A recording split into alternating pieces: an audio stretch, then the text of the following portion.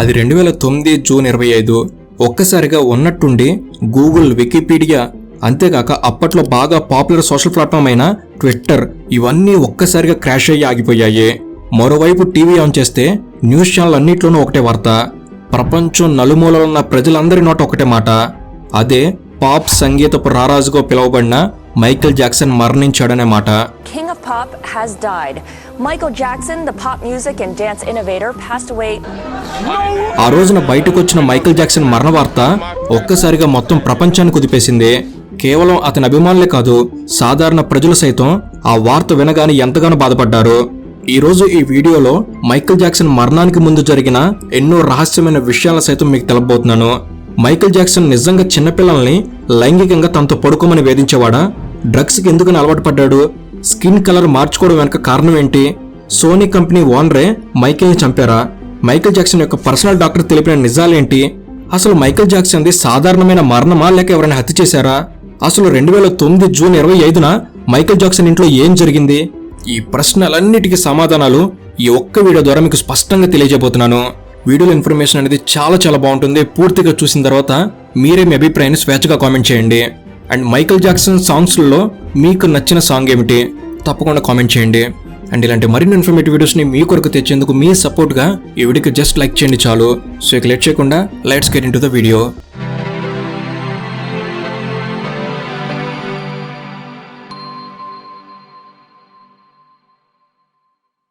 పుట్టుక, చావు మాత్రమే నిజం. మధ్యలో ఉన్నదంతా ప్రయాణమే. చావును ఎవరూ ఆపలేరు. మరణం ఎప్పుడు ఎలా ఏ రూపంలో వస్తుందో ఎవరికీ తెలియదు. మరణాన్ని జయించే శక్తి కూడా ఎవరికీ లేదు. మన దగ్గర ఏది ఉన్నా మరణాన్ని ఎవరూ ఆపలేరు అనడానికి మైకేల్ జాక్సన్ జీవితమే గొప్ప ఉదాహరణ. మైకేల్ జాక్సన్ 150 ఏళ్లు జీవించాలి అనుకున్నాడు. అందుకన్నీ సిద్ధం చేసుకున్నాడు. కానీ చివరికి తన 50వ ఏటనే అనుకోకుండా మరణించాడు. ఆయన మరణం ఆయన కుటుంబానికి, మ్యూజిక్ ప్రపంచానికి తీరని లోటు. పేదరికంలో పుట్టిన మైకేల్ జాక్సన్ తన టాలెంట్తో ఎంతో ఆస్తిని సంపాదించాడు. అందుకనే నేడు తన కుటుంబం అనేది ఆర్థికంగా బ్రతకగలుగుతున్నారు. కానీ మనలాంటి వారి విషయానికి వస్తే మనం లేని క్షణాన మన కుటుంబ పరిస్థితి ఎలా మారిపోతుందో ఊహించారా? జీవితంలో ఎప్పుడు ఏం జరుగుతుందో ఊహించలేం. అందుకే మన కుటుంబానికి మనం ఉన్నా లేకున్నా ఆర్థికంగా భరోసా ఇవ్వాలి అంటే బీమా తప్పనిసరి. ఒకవేళ మీ కుటుంబానికి మీరే పెద్ద దిక్కు అయితే మీరు మీ జీతంతో కుటుంబానికి కావాల్సిన సౌకర్యాలను ఏర్పాటు చేయడానికంటే ముందే వారి భవిష్యత్తుకు పునాది వేయండి. అదే టర్మ్ ఇన్సూరెన్స్ ద్వారా. టర్మ్ ఇన్సూరెన్స్ అనేది మన కుటుంబానికి ఫైనాన్షియల్లీ రక్షణ కల్పిస్తుంది. మీరు టర్మ్ ఇన్సూరెన్స్ని ఏజెంట్ ద్వారా లేదా ఆన్లైన్లో తీసుకోవచ్చు. ఏజెంట్ ద్వారా అనేది కాస్త కమిషన్తో కలుస్తుంది. అదే ఆన్లైన్లో అయితే కమిషన్ మీకు కలవదు. కనుక తక్కువలోనే బెస్ట్ టర్మ్ ఇన్సూరెన్స్ని పొందవచ్చు. అది ఎలా అనేది మీకు క్లియర్గా తెలుపుతాను. కింద డిస్క్రిప్షన్లో ఇచ్చిన లింక్ ద్వారా మీరు నేరుగా వెబ్సైట్లోకి వెళ్ళవచ్చు. Name, date of birth, mobile number, ఈ బేసిక్ డీటెయిల్స్ ఇచ్చాక ప్లాన్స్ అనేవి మీకు తగినవి వస్తాయి. ఇక్కడే మీకు సంబంధించిన కొన్ని క్వశ్చన్స్కి కూడా మీరు ఆన్సర్ చేయండి, ఎలాంటి మిస్టేక్స్ లేకుండా. ఎందుకంటే భవిష్యత్తులో క్లెయిమ్ చేసుకునేటప్పుడు ఎలాంటి ఇబ్బందులు ఉండకూడదు. కనుక ఇక ప్లాన్లలో మీకు సరిపడా బెస్ట్ ప్లాన్ని మీరు ఎంచుకోవచ్చు. క్లెయిమ్ సెటిల్డ్ రేషియో అనేది హైయెస్ట్ ఉన్న వాటికి ప్రయారిటీ ఇవ్వండి. ఆ తర్వాత ఏ బ్రాండ్ అయితే తక్కువ ప్రీమియం చెల్లిస్తుందో వాటికి ఇంపార్టెన్స్ ఇవ్వండి. ఇక్కడ మీరు 51+ ఇన్సూరెన్స్ పార్ట్నర్లలో మీ ప్లాన్స్ కంపేర్ చేసుకోవచ్చు. బెస్ట్ పాలసీని తీసుకోవచ్చు. టర్మ్ ఇన్సూరెన్స్ ప్లాన్స్ అనేవి 2 crores లైఫ్ కవర్ అనేవి సైతం కేవలం 685 రూపీస్ పర్ మంత్ నుంచే మొదలవుతున్నాయి. అలాగే అప్ టు 10% ఆన్లైన్ డిస్కౌంట్ని పొందవచ్చు. అంతేకాదు 24/7 కస్టమర్ సపోర్ట్ అవైలబుల్గా ఉంటుంది. అలాగే 59 ఇల్లులను కవర్ చేసేలా రైడర్స్ కలవు. అలాగే కవరేజ్ అనేది అప్ టు 8 years వరకు కలదు. ఆన్లైన్ పోర్టల్ కాబట్టి ఆఫ్లైన్ కంటే లోవర్ రేట్స్ ఉంటాయి. మీరు 1.5 lakhs వరకు అండర్ సెక్షన్ 80C కింద సేవ్ చేసుకోవచ్చు. ఇంకొక ముఖ్య విషయం ఏమిటంటే ఏ ప్రాసెస్ అయినా పాలసీ సెలక్షన్, డాక్యుమెంటేషన్, క్లెయిమ్ ఇవన్నీ కూడా మీ డోర్ వద్దకు వచ్చి వీరే హెల్ప్ చేస్తారు. కనుక టర్మ్ ఇన్సూరెన్స్ తీసుకోండి, మీ ఫ్యామిలీని సేఫ్గా ఉంచుకోండి. Links in description. ముందుగా మైకేల్ జాక్సన్ గురించిన కొన్ని బేసిక్ విషయాలను సింపుల్గా మీకు తెలియజేసి అసలు టాపిక్లోకి తీసుకెళ్లిపోతాను. ఎందుకంటే ఈ బేసిక్ ఇన్ఫర్మేషన్ కూడా చాలా ఇంపార్టెంట్ కనుక. ఆగస్టు 29, 1958న అమెరికాలోని ఇండియానా రాష్ట్రంలో జాయ్ జాక్సన్ మరియు క్యాథరిన్ జాక్సన్ అనే దంపతులకు 8వ సంతానంగా మైకేల్ జాక్సన్ జన్మించాడు. మైకేల్ జాక్సన్ తండ్రి స్టీల్ మిల్లులో క్రేన్ ఆపరేటర్గా పనిచేసేవాడు మరియు అతని తల్లి డిపార్ట్మెంట్ స్టోర్లో పనిచేసేవారు. మైకేల్ తండ్రి పేరు జాయ్ జాక్సన్. ఈయనకి ఒక పెద్ద సంగీత కళాకారుడు అవ్వాలని ఆశ ఉండేది.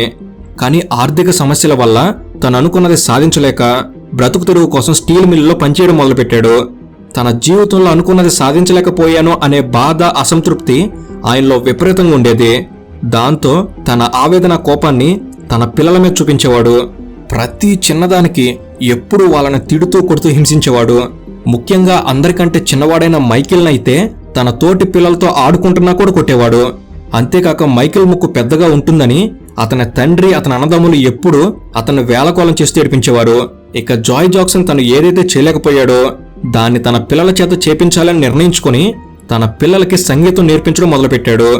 ఒకవేళ వాళ్ళు సరిగ్గా పాడకపోతే వాళ్ళని రక్తం వచ్చేలా కొట్టేవాడు. కానీ జాయ్ జాక్సన్కి వాళ్ళ పిల్లలు గొప్ప సంగీతకారులు అవుతారని నమ్మకం ఉండేది. అందుకని మైకేల్ జాక్సన్తోనూ అలాగే మైకేల్ యొక్క ఇంకో 4 అన్నలతోనూ కలిసి జాక్సన్ 5 అనే బ్రాండ్ని ఏర్పాటు చేశారు. వీళ్ళు మొదట్లో చిన్న చిన్న క్లబ్ల దగ్గర పాటలు పాడేవాళ్ళు. ఈ బ్యాండ్లో ముఖ్యంగా మైకేల్ జాక్సన్ ప్రధాన ఆకర్షణగా ఉండేవాడు. ఇక ఆ తర్వాత సొంతంగా షోస్ నిర్వహించడం మొదలుపెట్టారు.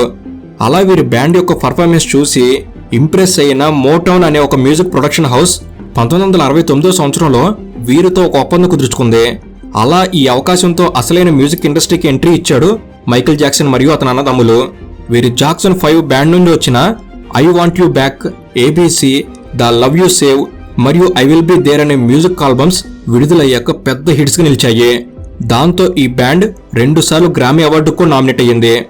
ఇక కొంతకాలం గడిచాక మైకేల్ జాక్సన్ తనకంటూ ఒక సొంత గుర్తింపు సాధించాలి అనుకున్నాడు. అందుకోసం జాక్సన్ 5 బ్యాండ్ నుండి ఒంటరిగా బయటకొచ్చి ఒక్కడే సొంతంగా ప్రదర్శనలు ఇవ్వడం మొదలుపెట్టాడు. అలా మైకేల్ జాక్సన్ సోలోగా చేసిన got to be there, Ben albums పెద్ద హిట్ అయ్యాయి. ఇక ఇంతలో 1979లో వచ్చిన ఆఫ్ ది వాల్ ఆల్బమ్ అయితే మ్యూజిక్ ఇండస్ట్రీలో మైకేల్ జాక్సన్ కి మంచి పేరుని, గుర్తింపు తీసుకొచ్చింది. ఆ తర్వాత 1982లో వచ్చిన థ్రిల్లర్ ఆల్బమ్ అయితే సూపర్ సెన్సేషనల్ హిట్. అప్పటి వరకు ఉన్న రికార్డ్స్ అన్నిటినీ ఈ ఆల్బమ్ బ్రేక్ చేసేసింది. ఈ ఆల్బమ్ మొత్తం 66 మిలియన్ కాపీలు అమ్ముడుపోయింది. అంతకు ముందు కానీ ఆ తర్వాత కానీ ఏ మ్యూజిక్ ఆల్బమ్ ఇంతలో అమ్ముడుపోలేదు. ఇప్పటికీ కూడా 42 ఏళ్ల తర్వాత కూడా ఎక్కువ కాపీస్ అమ్ముడుపోయిన ఆల్బమ్గా రికార్డు ఈ ఆల్బమ్కే ఉంది. ఈ థ్రిల్లర్ ఆల్బమ్తో మైకేల్ జాక్సన్ పేరు ప్రపంచమంతా మారుమోగింది. ఈ ఆల్బంలో వచ్చిన ప్రతి సాంగ్ ఓ రేంజ్లో సూపర్ హిట్గా నిలిచాయి. కేవలం ఈ ఆల్బమ్కే 8 గ్రామీ అవార్డ్స్ వచ్చాయి. అంతలా ఈ ఆల్బమ్ హిట్ అయింది. దాంతో మైకేల్ జాక్సన్కి ప్రపంచంలోనే ఒకానొక గొప్ప సింగర్గా పేరొచ్చింది. అప్పటి నుంచే అందరూ మైకేల్ జాక్సన్ని కింగ్ ఆఫ్ పాప్గా పిలవడం మొదలుపెట్టారు. మరోవైపు ప్రపంచం అంతా కోట్లాది మంది అభిమానులు, 100 కోట్ల ఆస్తి అన్ని మైకేల్ జాక్సన్ని వెతుక్కుంటూ వచ్చిపడ్డాయి. అలా ఒక మధ్యతరగతి కుటుంబంలో పుట్టిన మైకేల్ జాక్సన్ తన యొక్క అమోఘమైన ప్రతిభతో ప్రపంచంలోనే ఇంతకు ముందు ఏ మనిషి ఆర్జించలేని పాపులారిటీని గడించి పాప్ సంగీత రారాజుగా మారాడు. ఇలా తారాస్థాయిలో పేరు, ప్రఖ్యాత, అభిమానులు, డబ్బు, స్థాయి ఉన్న సమయంలో మైకేల్ జీవితంలో చోటు చేసుకున్న కొన్ని కీలకమైన సంఘటనలు తన జీవితం మొత్తాన్ని పూర్తిగా మార్చేశాయి. వాటిలో మొదటి సంఘటన జూన్ 27, 1984లో జరిగిన ప్రమాదం. మైకేల్ జాక్సన్ పెప్సీ కంపెనీ కోసం ఒక అడ్వర్టైజ్మెంట్ షూట్ చేస్తున్నప్పుడు అక్కడున్న టెక్నీషియన్స్ తొందరపాటు వల్ల అగ్ని ప్రమాదం జరిగి మైకేల్ జాక్సన్ కి 3rd డిగ్రీ బర్న్ అయ్యాయి. దాంతో తన తల పైభాగం బాగా కాలిపోయింది. తలపై చర్మం, ముఖం పూర్తిగా కాలిపోవడంతో మైకేల్ జాక్సన్ ప్లాస్టిక్ సర్జరీ చేయించుకోవాల్సి వచ్చింది. తన జుట్టు సైతం పూర్తిగా కాలిపోవడంతో అప్పటి నుంచి మైకేల్ జాక్సన్ విగ్ ధరించడం మొదలుపెట్టాడు. అంతేకాక మైకేల్ జాక్సన్ కి విటిలిగో అనే చర్మ సమస్య కూడా ఉంది. ఈ చర్మ సమస్య ఉన్న వాళ్ళకి శరీరం మీద తెల్లని మచ్చలు వస్తాయి. వాటిని కవర్ చేసేలా మైకేల్ జాక్సన్ సర్జరీస్ ద్వారా తన స్కిన్ ని బ్లీచ్ చేయించుకొని తన శరీరాన్ని పూర్తిగా తెల్లగా మార్చుకున్నాడు. అలాగే చిన్నప్పటి నుంచి తన కుటుంబ సభ్యులు తన ముఖం గురించి, తన రూపం గురించి చేసిన వ్యాఖ్యలు కూడా మానసికంగా తన రూపం గురించి తనకే అభద్రతా భావాన్ని కలిగించాయి. అంతేకాక తన జీవితం మొత్తం ప్రజల మధ్య గడపడం వల్ల ఎప్పుడూ తన చుట్టూ 10ల సంఖ్యలో, 100ల సంఖ్యలో కెమెరాలు ఉండడం, ఇవన్నీ మైకేల్ జాక్సన్ ని ఎప్పుడూ తన రూపం గురించి ఆలోచించే విధంగా చేశాయి. అందుకే జాక్సన్ తన రూపాన్ని మెరుగుపరుచుకోవడానికి చాలాసార్లు సౌందర్య శస్త్రచికిత్సలు చేయించుకున్నాడు. దీంతో కాలక్రమేణా మైకేల్ జాక్సన్ యొక్క రూపంలో చాలా మార్పులు వచ్చాయి. చాలా మంది మైకేల్ జాక్సన్ ని ఇలా చేసినందుకు విమర్శించారు. కొంతమంది మైకేల్ జాక్సన్ కి నల్లవాడిగా ఉండటం ఇష్టం లేదు, అతనికి నల్ల జాతీయులు అంటే కూడా ఇష్టం లేదు, అందుకే అతను సర్జరీలు చేయించుకుని తెల్లవాడిగా మారుతున్నాడు అని పెద్ద ఎత్తున విమర్శలు చేశారు. ఇక రెండో సంఘటన మైకేల్ జాక్సన్ జీవితాన్ని పూర్తిగా చిన్నాభిన్నం చేసింది. అదే 1988లో 2700 ఎకరాల్లో తను ప్రారంభించిన నెవర్లాండ్ పార్క్. మైకేల్ జాక్సన్ ఏ బాల్యాన్ని అయితే తన కుటుంబం వల్ల కోల్పోయాడో మిగతా పిల్లలు ఎవరూ కూడా తనలాగా వారి చిన్నతనాన్ని కోల్పోకూడదని ఈ నెవర్లాండ్ పార్క్ ని స్థాపించాడు. ఈ అమ్యూజ్మెంట్ పార్క్లో గార్డెన్స్, పిల్లలు ఆడుకోవడానికి కొన్ని ప్రదేశాలు, ఒక జూ, స్టోన్ బ్రిడ్జెస్ ఇలా అన్నిటిని ఏర్పాటు చేశాడు. ముఖ్యంగా అనారోగ్యంతో, క్యాన్సర్తో ఉన్న పిల్లలు, అలాగే తల్లిదండ్రులు నిర్లక్ష్యం చేసిన వదిలేసిన పిల్లల్ని, వీరంతా కూడా తమ కష్టాలు మర్చిపోయి ఆనందంగా ఆడుకోవాలని మైకేల్ జాక్సన్ ఈ అమ్యూజ్మెంట్ పార్క్ నిర్మించాడు. ఇక్కడ చాలా మంది పిల్లలు మైకేల్ జాక్సన్ అనుకున్నట్టే ఆనందంగా ఆడుకునేవాళ్ళు. మైకేల్ జాక్సన్ కూడా వాళ్ళతో కలిసి ఒక చిన్న పిల్లాళ్ళు ఆడుకునేవాడు. కానీ ఇంతలో అనగా 1993లో ఇవాన్ చాండ్లర్ అనే వ్యక్తి తన 13 ఏళ్ల కొడుకైన రాబర్ట్ చాండ్లర్ని మైకేల్ జాక్సన్ లైంగికంగా వేధించాడని ఆరోపణలు చేశాడు. తన కొడుకు రాబర్ట్ నెదర్లాండ్లో ఉన్నప్పుడు మైకేల్ తన కొడుకుని లైంగికంగా వేధించాడని, తన కొడుకుని మైకేల్ అతనితో నగ్నంగా పడుకోమని బలవంత పెట్టాడని ఇవాన్ చాండ్లర్ తన ఆరోపణలో పేర్కొన్నాడు. ఈ ఆరోపణలు ప్రపంచవ్యాప్తంగా సైతం పెద్ద దుమారాన్ని రేకెత్తించాయి. అంతేకాదు ఇవాన్ చాండ్లర్ మైకేల్ జాక్సన్ని డబ్బులు డిమాండ్ చేశాడు. ఇవ్వకపోతే నేను కోర్టుకు వెళ్తానని మైకేల్ని బెదిరించాడు. కానీ మైకేల్ జాక్సన్ ఇవాన్ చాండ్లర్ బెదిరింపులు లొంగక తన డబ్బుల డిమాండ్ను కూడా ఒప్పుకోలేదు. దాంతో ఇవాన్ తన కొడుకు రాబర్ట్తో కేసు పెట్టించగా లాస్ ఏంజల్స్ పోలీస్ డిపార్ట్మెంట్ ఈ కేసు గురించి విచారించడం మొదలుపెట్టారు. రాబర్ట్ మైకేల్ జాక్సన్ని తన లైంగికంగా వేధించాడని చెప్పడానికి మైకేల్ జాక్సన్ శరీరంపై కొన్ని గుర్తులను చెప్పాడు. దీంతో రాబర్ట్ చెప్పిన గుర్తులు శరీరంపై ఉన్నాయో లేదో చూడడానికి పోలీసులు మైకేల్ జాక్సన్ని నగ్నంగా ఫోటోలు తీసి అతని శరీరాన్ని పరిశోధించారు. కానీ రాబర్ట్ చెప్పిన ఎటువంటి గుర్తులు మైకేల్ జాక్సన్ శరీరంపై కనపడలేదు. విచారణలో మైకేల్ జాక్సన్కి వ్యతిరేకంగా ఎటువంటి భౌతిక ఆధారాలు లేకపోవడంతో చాండ్లర్ కుటుంబం చేసిన ఆరోపణలో వాస్తవం లేదు, కేవలం డబ్బు కోసమే వాళ్ళు ఈ ఆరోపణలు చేశారని పోలీసులు వెల్లడించారు. ఈ ఆరోపణలకు సంబంధించిన వార్తలు ప్రపంచవ్యాప్తంగా మీడియా దృష్టిని ఆకర్షించాయి. న్యూస్ పేపర్స్లో, టీవీ ఛానళ్లలో నిజం తెలిసే లోపలే ఎన్నో తప్పుడు వార్తలు, మైకేల్ జాక్సన్కి వ్యతిరేకంగా ఎన్నో కథనాలు వచ్చేశాయి. చేయని తప్పుకి తన వ్యక్తిత్వం మీద పడ్డ ఈ నిందలు, అవమానాల వలన మైకేల్ జాక్సన్ పూర్తి డిప్రెషన్లోకి వెళ్ళిపోయాడు. మానసికంగా చాలా క్షీణించిపోయాడు. దీంతో 1993 ఆగస్టులో తను చేయాల్సిన వరల్డ్ టూర్ని సైతం మధ్యలో ఆపేశాడు. ఈ దెబ్బ నుంచి కోలుకునే లోపలే అదే సంవత్సరం 1993 డిసెంబర్లో మైకేల్ జాక్సన్ సొంత సిస్టర్ అయిన లాటోయా జాక్సన్ మైకేల్ జాక్సన్ తన పిల్లలను సైతం లైంగికంగా వేధించాడని, అంతేకాదు అతను చాలా మంది పిల్లలతో లైంగిక సంబంధాలు పెట్టుకున్నాడని ఆరోపించింది. దాంతో మరింత డిప్రెషన్లోకి మైకేల్ వెళ్ళిపోయాడు. అయితే కొన్ని రోజుల తర్వాత లాటోయా జాక్సన్ తను చేసిన ఆరోపణలో అబద్ధమని, తన భర్త తనని అలా చెప్పమని బలవంత పెట్టాడని నిజం చెప్పింది. ఇలా 10 ఏళ్ల పాటు అనగా 2003 వరకు మైకేల్ జాక్సన్ పై చాలా నేర ఆరోపణలు వచ్చాయి. నెదర్లాండ్ పార్కులో ఆడుకున్న చాలా మంది పిల్లల తల్లిదండ్రులు మైకేల్ జాక్సన్ వారి పిల్లలను కూడా లైంగికంగా వేధించాడని సైతం ఆరోపణలు చేశారు. ఇలా ఈ కోర్టు కేసుల కోసం నిజాన్ని నిరూపించేందుకు గాను మైకేల్ జాక్సన్ చాలా డబ్బులు ఖర్చు పెట్టాడు. తన 70% ఆస్తి ఈ కోర్టు కేసుల వల్ల ఖర్చయిపోయింది. ఈ ఆరోపణల వల్ల మైకేల్ జాక్సన్ మానసికంగా, శారీరకంగా ఎన్నో ఆరోగ్య సమస్యలు ఎదుర్కొన్నాడు. ఆరోపణల వల్ల మైకేల్ యొక్క public image, health, commercial standing ఇవన్నీ బాగా దెబ్బతిన్నాయి. మైకేల్ జాక్సన్తో ఒప్పందం చేసుకున్న చాలా కంపెనీస్ వారి ఒప్పందాలను సైతం వెనక్కి తీసుకున్నారు. పెప్సీ కంపెనీతో మైకేల్ జాక్సన్కి దశాబ్దం పాటు ఉన్న ఎండోర్స్మెంట్ ఒప్పందం కూడా ఈ ఆరోపణల వల్ల రద్దయింది. దాంతో జాక్సన్ బాగా డిప్రెషన్లోకి వెళ్ళిపోయాడు. ఈ క్రమంలోనే ఇన్సోమేనియాకి ఎఫెక్ట్ అవడం వల్ల రోజు నిద్ర కూడా పోలేకపోయాడు. దీంతో నిద్రపోవడానికి డ్రగ్స్ తీసుకోవడం మొదలుపెట్టాడు. ఇవి తాత్కాలిక ఉపశమనం అందించడంతో మైకేల్ జాక్సన్కి ఈ డ్రగ్స్ వాడడం ఒక వ్యసనంగా మారింది. జనవరి 31, 2005న మైకేల్ జాక్సన్ పై ఉన్న లైంగిక వేధింపుల ఆరోపణలపై జ్యూరీ మొదలైంది. ఈ విచారణ 4 నెలల పాటు సాగింది. ఈ విచారణ జరుగుతున్నప్పుడు చాలా న్యూస్ ఛానల్స్ మైకేల్ జాక్సన్ ని దోషిగా ముద్రించాయి. బ్రిటిష్ జర్నలిస్ట్ అయిన థామ్సన్ అయితే మైకేల్ జాక్సన్ పై ఉన్న ఆరోపణలని మీడియాలో ప్రదర్శించిన విధానం జర్నలిస్ట్ చరిత్రలోనే అత్యంత అవమానకరం అని మైకేల్ అభివర్ణించారు. ఆ సమయాల్లో మైకేల్ జాక్సన్ పై మీడియా చేసిన కథనాలకు నియంత్రణ లేకుండా పోయింది. టీవీ ఛానల్స్ పక్షపాతంతో కూడిన తప్పుడు సమాచారంతో జాక్సన్ ని దోషిగా వక్రీకరించారు. ఇలా ఎన్నో ఏళ్లు ఈ హింసను భరించాక గానీ జూన్ 13, 2005న విచారణ పూర్తయిన తర్వాత కోర్టు మైకేల్ జాక్సన్ పై మోపబడిన ఆరోపణల్లో అబద్ధం అని, మైకేల్ జాక్సన్ నిర్దోషి అని తీర్పిచ్చింది. ఇలా కోర్టు నుంచి నిర్దోషి అని తీర్పు వచ్చిన తర్వాత మైకేల్ జాక్సన్ తన కుటుంబంతో కలిసి బహ్రెయిన్ అనే పెర్సియన్ గల్ఫ్ ఐలాండ్కి వెళ్ళిపోయాడు. ఆ తర్వాత కొన్ని రోజులు ఐర్లాండ్లోనే అందరికీ దూరంగా నివాసం ఉన్నాడు. ఇక మైకేల్ జాక్సన్ చివరిసారిగా కొన్ని షోస్ నిర్వహించాలని భావించి మార్చి 2009లో లక్షలాది ఫ్యాన్స్ మధ్య తను చివరిసారిగా లండన్లో ప్రదర్శనలు ఇవ్వబోతున్నట్లు అదే తన లాస్ట్ పర్ఫార్మెన్స్ అని తెలియజేశాడు. ఇలా ఈ ప్రకటన ఇచ్చిన తర్వాత సరిగ్గా 18 రోజుల తర్వాత మైకేల్ జాక్సన్ జూన్ 24, 2009 సాయంత్రంన డాన్స్ రిహార్సల్స్ పూర్తి చేసుకుని తన ఇంటికి చేరుకున్నాడు. అదే రోజు అర్ధరాత్రి మైకేల్ జాక్సన్ యొక్క వ్యక్తిగత డాక్టర్ ముర్రే జాక్సన్ మైకేల్ ఇంటికి చేరుకున్నాడు. డాక్టర్ వచ్చిన 12 గంటల తర్వాత, అంటే తర్వాతి రోజు జూన్ 25న మైకేల్ జాక్సన్ ఇంటి నుంచి ఎమర్జెన్సీ పారామెడిక్స్ వారికి ఒక ఫోన్ కాల్ వచ్చింది. ఒక వ్యక్తి శ్వాస తీసుకోలేకపోతున్నాడు, మీరు త్వరగా అంబులెన్స్ ని పంపించండి అని డాక్టర్ ముర్రే ఆ ఎమర్జెన్సీ పారామెడిక్స్ కి ఫోన్ కాల్లో అడిగారు. ఎమర్జెన్సీ పారామెడిక్స్ వారు పేషెంట్ కి ఎంత వయసు అని అడిగారు. 50 సంవత్సరాలని డాక్టర్ ముర్రే సమాధానం ఇచ్చాడు. ఇక సాధ్యమైనంత వేగంగా ఎమర్జెన్సీ పారామెడిక్స్ వారు మైకేల్ జాక్సన్ ఇంటికి చేరుకున్నారు. వాళ్ళు పేషెంట్ ఉన్న రూమ్ కి వెళ్లగానే ఆశ్చర్యానికి గురయ్యారు. ఎందుకంటే అది 50 ఏళ్ల వ్యక్తి ఉండాల్సిన పరిస్థితి కాదు. ఆ రూమ్ అంతా ఏవేవో మెడికల్ ఎక్విప్మెంట్ తో నిండిపోయి ఉంది. వాళ్ళు బెడ్ దగ్గరికి వెళ్లి చూసినప్పుడు మైకేల్ జాక్సన్ చలనం లేకుండా పడి ఉన్నాడు. అప్పటి వరకు ఆ ఎమర్జెన్సీ పారామెడిక్స్ కి పేషెంట్ మైకేల్ జాక్సన్ అని తెలియదు.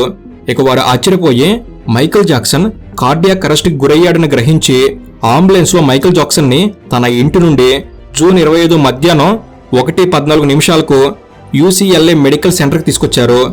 2 గంటల 26 నిమిషాలకు మైకేల్ జాక్సన్ మరణించాడని ప్రకటించారు. ఈ వార్త యావత్తు ప్రపంచాన్ని దిగ్భ్రాంతికి గురిచేసింది. మైకేల్ జాక్సన్ యొక్క ఆకస్మిక మరణం, అలాగే అతను మరణించిన పరిస్థితులు ప్రపంచం మొత్తాన్ని ఆశ్చర్యానికి లోంచేశాయి. అంతేకాక మైకేల్ జాక్సన్ యొక్క ఆకస్మిక మరణం అతని అభిమానుల్లో ఎన్నో ప్రశ్నలు రేకెత్తించింది. జరగాల్సిందంతా జరిగిపోయాక మైకేల్ మరణం అనంతరం అతని యొక్క అనుమానాస్పదమైన మరణం గురించి ఎన్నో కాన్స్పిరసీ థియరీస్ బయటకొచ్చాయి.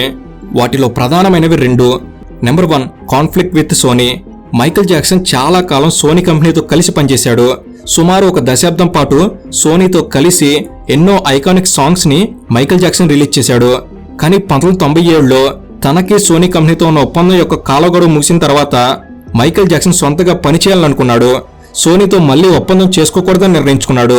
ఈ విషయం తెలుసుకున్న సోనీ కంపెనీ చైర్మన్ అయిన Tommy మోటోలా Michael Jackson Sony company నుంచి వెళ్లిపోతే వారి కంపెనీకి నష్టమని భావించి మైకేల్ ని ఎలాగైనా కంపెనీ నుంచి వెళ్లకుండా ఆపాలని అనుకున్నాడు. అందుకని సోనీ కంపెనీ మైకేల్ జాక్సన్ యొక్క సాంగ్స్ లో ఇంటర్ఫియర్ అవడం ప్రారంభించింది.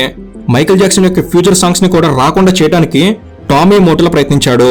ఈ విషయాన్ని ఉద్దేశించి మైకేల్ జాక్సన్ బహిరంగంగా ప్రజల ముందు, ప్రెస్ ముందు సోనీ కంపెనీ చైర్మన్ టామీ మోటోలా ఒక చెడ్డ వ్యక్తి అని చెప్పాడు. అలాగే సోనీ కంపెనీ చైర్మన్ మరియా క్యారే అనే సింగర్ ని ఎలా బలవంతంగా పెళ్లికి ఒప్పించాడో చెప్పాడు. చాలా మంది ఊహాగానాల ప్రకారం సోనీ చైర్మన్ అయిన టామీ మోటోలా తన ప్రతీకారం కోసం మైకేల్ జాక్సన్ ని చంపించాడని చెప్తూ ఉంటారు. ఇక number 2, Michael Jackson is still alive. Michael Jackson చాలాసార్లు వేషాలు మార్చుకొని ప్రజల్లోకి వచ్చేవాడు. తన యొక్క మాసివ్ పాపులారిటీ వల్ల మైకేల్ జాక్సన్ సాధారణ ప్రజల్లాగా బయటికి రాలేకపోయేవాడు. అందుకనే మైకేల్ జాక్సన్ చాలాసార్లు వేషం మార్చుకొని తనను ప్రజలు ఎవరూ గుర్తించలేని విధంగా బయటకు వచ్చేవాడని అతనికి దగ్గర వ్యక్తులు చాలాసార్లు చెప్పారు. తన వేషాన్ని మార్చుకోవడంలో మైకేల్ జాక్సన్ చాలా నిష్ణాతుడు అని కొన్నిసార్లు మైకేల్ జాక్సన్ వేషం మార్చుకున్నప్పుడు అతని సొంత కుటుంబం వాళ్ళే తనను గుర్తుపట్టలేకపోయే వాళ్ళంట. చాలా మంది అభిమానుల ఊహాగానాల ప్రకారం మైకేల్ జాక్సన్ ఇంకా బ్రతికే ఉన్నాడని, పెద్ద పెద్ద మ్యూజిక్ కంపెనీస్ తో తనకున్న గొడవలు, మీడియా తన గురించి వక్రీకరించి చేసిన వ్యాఖ్యల వల్ల మైకేల్ జాక్సన్ విసిగెత్తిపోయాడని, అందుకే మైకేల్ జాక్సన్ తన జీవితాన్ని కొత్తగా ప్రారంభించాలి అనుకున్నాడని, దీనికోసం అతను తన వేషం మార్చుకొని కావాలనే తన డెత్ ని ఫేక్ చేశాడని చెప్తుంటారు. అయితే ఈ కాన్స్పిరసీ థియరీస్ నిజమని చెప్పడానికి ఎటువంటి ఆధారాలు లేవు. కానీ కొంతమంది అభిమానులు వీటిని సమర్థిస్తూ ఉంటారు. ఒకవేళ ఈ కాన్స్పిరసీ థియరీ నిజం కాదు అంటే మరి అసలైన నిజమేంటి? పోలీసుల విచారణలో ఏం తెలిసింది? మైకేల్ జాక్సన్ అకస్మాత్తుగా చనిపోవడానికి వెనక ఉన్న కారణం ఏంటి? పోలీసుల చేత కనుగొనబడిన అసలు సాక్ష్యాలు, వాస్తవాలు మైకేల్ జాక్సన్ మరణం గురించి ఏం చెప్తున్నాయి అనేదే ఇప్పుడు ఫైనల్ గా మనం చూద్దాం. మైకేల్ జాక్సన్ పై అలిగేషన్స్ వచ్చినప్పుడు వాటి వల్ల మైకేల్ జాక్సన్ మానసికంగా, శారీరకంగా ఎన్నో ఇబ్బందులు ఎదుర్కొన్నాడు. ప్రపంచవ్యాప్తంగా తన గురించి వచ్చిన కథనాలు తనని ఎంతో బాధించాయి. కొన్ని రోజులకు ఇన్సోమేనియా వల్ల రాత్రులు నిద్రపోలేకపోయేవాడు. అప్పుడే ఒక డెంటిస్ట్ ద్వారా మైకేల్ జాక్సన్ ప్రోపోఫిల్ డ్రగ్ గురించి తెలుసుకున్నాడు. ప్రోపోఫైల్ అనేది వైద్యులు పేషెంట్ కి సర్జరీ చేసేటప్పుడు పేషెంట్ ని మత్తులోకి పంపించడానికి ఈ డ్రగ్ ని వాడతారు. దీని నిపుణులైన వైద్యులు మాత్రమే వాడతారు. ఒకవేళ ఈ డ్రగ్ వాడుతున్నప్పుడు నిపుణులైన వైద్యులు ప్రతి క్షణం పేషెంట్ పక్కనే కూర్చొని పేషెంట్ ని పర్యవేక్షించాలి. అప్పటి వరకు నిద్రపోవడానికి చాలా ప్రయత్నాలు చేసి విఫలమైన మైకేల్ జాక్సన్ ఈ డ్రగ్ గురించి తెలుసుకున్న తర్వాత చాలా మంది వైద్యులను సంప్రదించి తను నిద్రపోవడానికి ఈ డ్రగ్ ని ఇవ్వమని కోరాడు. కానీ తను సంప్రదించిన వైద్యులందరూ అది తన ఆరోగ్యానికి హానికరం, దానివల్ల నువ్వు చనిపోవచ్చని తేల్చి చెప్పి ఆ డ్రగ్ ఇవ్వడానికి మైకేల్ జాక్సన్ కి కుదరదని చెప్పారు. అప్పుడే మైకేల్ జాక్సన్ డాక్టర్ కొనార్డ్ ముర్రేని కలిశాడు. కాన్రాడ్ ముర్రే ఒక కార్డియాలజిస్ట్. మరీ ముఖ్యంగా ఇతను బాగా డబ్బు ఖర్చు, విలాసవంతమైన జీవితాన్ని గడుపుతుంటాడు. పోలీసులు విచారణ చేస్తున్నప్పుడు తెలిసిన విషయం ఏమిటంటే ఇతను తనకి ఫేమస్ సెలబ్రిటీలతో పరిచయం ఉందని చెప్పి ఎంతో ఆడవాళ్ళకు దగ్గరై వారితో అక్రమ సంబంధాలు పెట్టుకునేవాడని, అంతేకాకుండా తరచుగా పబ్స్ రెస్టారెంట్కి వెళ్లి ఖరీదైన జీవితాన్ని గడుపుతూ ఉండేవాడు. కానీ ఈ ఖరీదైన జీవితం కోసం డాక్టర్ ముర్రే చాలా అప్పులు చేశాడు. దీనివల్ల డాక్టర్ ముర్రేకి పెద్ద మొత్తంలో డబ్బు అవసరమైంది. అదే సమయంలో మైకేల్ జాక్సన్ డాక్టర్ ముర్రేని కలిసి తన పరిస్థితి గురించి చెప్పాడు. ప్రతిరోజు తను నిద్రపోవటానికి ప్రొఫెఫిల్ డ్రగ్ ని ఇచ్చే వ్యక్తిగత వైద్యుడిగా ఉండమని డాక్టర్ ముర్రేని మైకేల్ జాక్సన్ సహాయం అడిగాడు. దీనికోసం మైకేల్ జాక్సన్ అతనికి పెద్ద మొత్తంలో డబ్బు చెల్లిస్తానని చెప్పాడు. దీంతో డబ్బు కాసిపడ్డ డాక్టర్ ముర్రే వైద్యుడిగా నైతిక విలువలు మర్చిపోయి రోజు మైకేల్ జాక్సన్ కి ప్రొఫెఫిల్ డ్రగ్ ని ఇవ్వడానికి ఒప్పుకున్నాడు. కానీ జూన్ 24న డాక్టర్ ముర్రే మైకేల్ జాక్సన్ కి ప్రొఫెఫిల్ డ్రగ్ ఇచ్చినప్పుడు అతన్ని పర్యవేక్షించడం ఆపేసి నిర్లక్ష్యాన్ని కనపరిచాడు. ఈ సమయంలోనే అస్వస్థతకు గురైన మైకేల్ జాక్సన్ కార్డియాక్ అరెస్ట్ కి గురయ్యాడు. కాస్త లేటుగా గమనించిన డాక్టర్ ముర్రే మైకేల్ జాక్సన్ కి సిపిఆర్ ఇవ్వడానికి ప్రయత్నించాడు. కానీ లాభం లేకుండా పోయింది. మైకేల్ని కాపాడడానికి వచ్చిన ఎమర్జెన్సీ పారామెడిక్ సిబ్బంది కూడా మమ్మల్ని కొంచెం ముందు పిలిచి ఉన్నా మేము మైకేల్ జాక్సన్ ని కాపాడగలిగే వాళ్ళమని వెల్లడించారు. అలా చరిత్రలోనే ఒక అతిపెద్ద సంగీత కళాకారుడు మైకేల్ జాక్సన్ జూన్ 25, 2009 మరణించాడు. మైకేల్ జాక్సన్ తన జీవితం మొత్తం ఎన్నో బాధలు ఎదుర్కొన్నాడు. తన తండ్రి వల్ల తను గడపాల్సిన ఆనందమైన జీవితం ఒక విషాదంలా మారింది. అతను ప్రపంచం మొత్తం ఎనలేని ప్రాచుర్యాన్ని గడించినప్పటికీ అదే మొత్తంలో ప్రపంచ నలుమూల నుంచి తనపై విమర్శలు వెల్లువెత్తాయి. బాధాకరమైన విషయం ఏమిటంటే ఈ విమర్శలన్నిటికీ ఎటువంటి ఆధారాలు లేవు. అవన్నీ కేవలం మైకేల్ జాక్సన్ యొక్క విజయాన్ని చూసి వార్వలేని వ్యక్తులు చేసిన తప్పుడు వ్యాఖ్యలు. ప్రపంచ నలుమూలలా మైకేల్ జాక్సన్ పై తప్పుడు ఆరోపణలతో వక్రీకరించిన కథనాలతో మీడియా వార్తలు ప్రచురం చేసినప్పటికీ సాధారణ ప్రజలు మాత్రం మైకేల్ జాక్సన్ ని ఎప్పుడూ ప్రేమిస్తూనే ఉన్నారు. ఇక ముందు కూడా ప్రేమిస్తూనే ఉంటారు. తన ప్రతిభతో మైకేల్ జాక్సన్ ఎంతో మంది ప్రజలను అలరించాడు. తన సంగీతం ఇక ముందు రోజుల్లో కూడా మనల్ని అలరిస్తూనే ఉంటుంది. మైకేల్ జాక్సన్ ఎప్పటికీ పాప్ సంగీత రారాజుగా అతన్ని ప్రేమించే అభిమానుల్లో సంగీత చరిత్రలో చిరస్మరణీయంగా నిలిచిపోతాడు. సో ఇది ఫ్రెండ్స్, మైకేల్ జాక్సన్ పై మీకున్న అభిప్రాయం ఏమిటి? తప్పకుండా కామెంట్ చేయండి. ఈ వీడియో అనేది మైకేల్ జాక్సన్ గురించిన కొన్ని విషయాలు మీరు తెలుసుకోవడంలో ఎంతో కొంత ఉపయోగపడిందని నేను భావిస్తున్నాను. ఈ వీడియో కనుక మీకు నచ్చినట్లయితే జస్ట్ లైక్ చేయండి చాలు. ఇలాంటి మరిన్ని ఇన్ఫర్మేటివ్ వీడియోస్ ఇక్కడ నుంచి రాబోతున్నాయి. వాటిని మీరు కూడా పొందేందుకు తప్పకుండా మన తెలుగు ఛానల్ని సబ్స్క్రైబ్ చేసుకుని బెల్ని ఆల్లో పెట్టుకోగలరని మనవి. ఫ్రెండ్స్, టర్మ్ ఇన్సూరెన్స్ సంబంధించిన లింక్స్ అనేవి కింద డిస్క్రిప్షన్ లో ఉంచాను, తప్పక చూడగలరు. టర్మ్ ఇన్సూరెన్స్ ద్వారా మీ ఫ్యామిలీని సేఫ్గా ఉంచండి. Links in description.